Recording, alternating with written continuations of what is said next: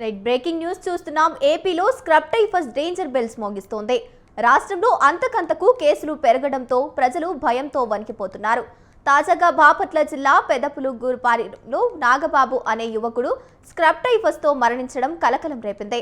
కొద్ది రోజులుగా జ్వరంతో బాధపడుతున్న అతన్ని గుంటూరు ప్రభుత్వ ఆసుపత్రికి తీసుకెళ్లగా పరీక్షల్లో స్క్రబ్ టైఫస్ గా తేల్చారు. అక్కడే చికిత్స పొందుతూ పరిస్థితి విషమించడంతో మృతి చెందాడు. దీంతో రాష్ట్ర వ్యాప్తంగా ఇప్పటి వరకు ఈ వ్యాధితో మరణించిన వారి సంఖ్య 20కి చేరింది. అయితే తాజాగా మరణాలకు స్క్రబ్ టైఫస్ తో పాటు ఇతర దీర్ఘకాలిక వ్యాధులు కూడా కారణమై ఉండవచ్చని వైద్యులు చెబుతున్నారు.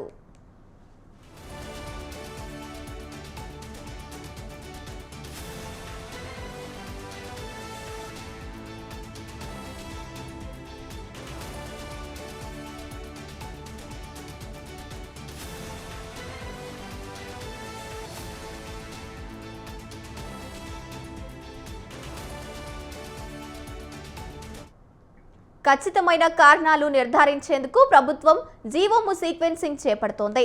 పరిస్థితిని దృష్టిలో ఉంచుకొని రాష్ట్ర వ్యాప్తంగా అవగాహన కార్యక్రమాన్ని నిర్వహిస్తుండగా ఆసుపత్రిలో డాక్సీసైక్లిన్, అజ్రిథ్రోమైసిన్ ముందడుగులుగా అందుబాటులో ఉంచారు.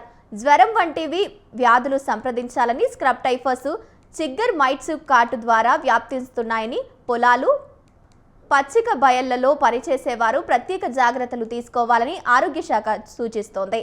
రైట్, ఇక ఇదే అంశానికి సంబంధించి పూర్తి సమాచారాన్ని మా కరెస్పాండెంట్ వీరాస్వామి ఫోన్ ద్వారా అందిస్తారు. వీరాస్వామి, చెప్పండి. రోజు రోజుకి స్క్రబ్ టైఫస్ వ్యాధి పెరుగుతుంది. ఇప్పటికే 20 మంది మరణించినట్లు తెలుస్తోంది. దీనికి సంబంధించిన అప్డేట్స్ ఏంటి? తీసుకోవాల్సిన జాగ్రత్తలు ఏంటి? గంగోత్రి, రాష్ట్రంలో స్క్రబ్ టైఫస్ డేంజర్ బెల్స్ అంతకంతకు రోజు రోజుకు కేసులు పెరుగుతున్నాయి. దీనిలో ప్రధానంగా చూసుకున్నట్లయితే మాత్రం గుంటూరులో మొట్టమొదటిగా స్క్రబ్ టైఫస్ ఏదైతే ఉందో వ్యాధి బారిన పడి లక్ష్మి అనే మహిళ మృతి చెందింది. దీంతో చూసుకున్నట్లయితే మాత్రం తెనాలిలో కూడా దాదాపు 12 కేసులు నమోదయ్యాయి.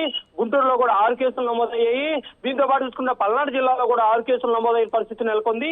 రాష్ట్ర వ్యాప్తంగా రోజు రోజుకు మాత్రం స్క్రబ్ టైఫస్ కేసులు పెరుగుతున్నాయని చెప్పుకోవాల్సిన పరిస్థితి నెలకొంది. ఎక్కువగా చలికాలం ఈ కేసులు నమోదవుతున్నాయి. ఎక్కువగా అనారోగ్యాల బారిన పడిన వాళ్ళ మీద కూడా ఈ వ్యాధి ఎక్కువగా ప్రభావితం చూపుతుందని చెప్పి అధికారులు వెల్లడించిన పరిస్థితి నెలకొంది. వైద్య సిబ్బంది కూడా రాష్ట్ర వ్యాప్తంగా కూడా ఇప్పటికే ప్రభుత్వం అప్రమత్తం చేసిన పరిస్థితి నెలకొంది. ఇప్పటికే ఈ వ్యాధితో దాదాపు 20 మంది మృతి చెందినారు. మృతి చెందిన వారు అందరిలో కూడా చూసుకున్నట్టు మాత్రం ఎక్కువ వయసు ఉన్నట్లుగా తేలింది. కానీ ఎక్కువగా ఈ గతంలో అనారోగ్యం బారిన పడిన వాళ్ళ మీదకే ఈ వ్యాధి చలికాలంలో కూడా ఎక్కువ వ్యాప్తి చెందుతుంది. కీటకం ఒక కారకం అని చెప్పేసి ఇప్పటికే వైద్యులు తేల్చిన పరిస్థితి నెలకొంది. దీని మీద కూడా చూసుకున్నట్టు మాత్రం ఇప్పటికే రాష్ట్ర ప్రభుత్వం వైద్య శాఖ అధికారులు కూడా అప్రమత్తం చేసిన పరిస్థితి నెలకొంది. రాష్ట్ర మంత్రి సత్యకుమార్ యాదవ్ కూడా ఈ విషయంలో మాత్రం కీలకంగా అడుగులు వేస్తున్నారు. అదేవిధంగా చూసుకున్నట్టు మాత్రం మొత్తంగా అధికారులు అప్రమత్తం చేసిన పరిస్థితి నెలకొంది. జిల్లా స్థాయి అధికారులతో కూడా రివ్యూ మీటింగ్ లో ఎప్పటికప్పుడు సమావేశాలు కూడా నిర్వహిస్తున్న పరిస్థితి.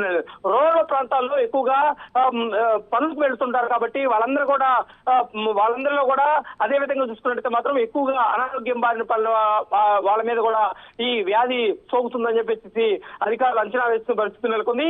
వాటన్నింటికీ చెక్ పెట్టే దిశగా మాత్రం వైద్య శాఖ అధికార యంత్రాంగం మాత్రం అప్రమత్తమైందని చెప్పుకోవాల్సిన పరిస్థితి నెలకొంది.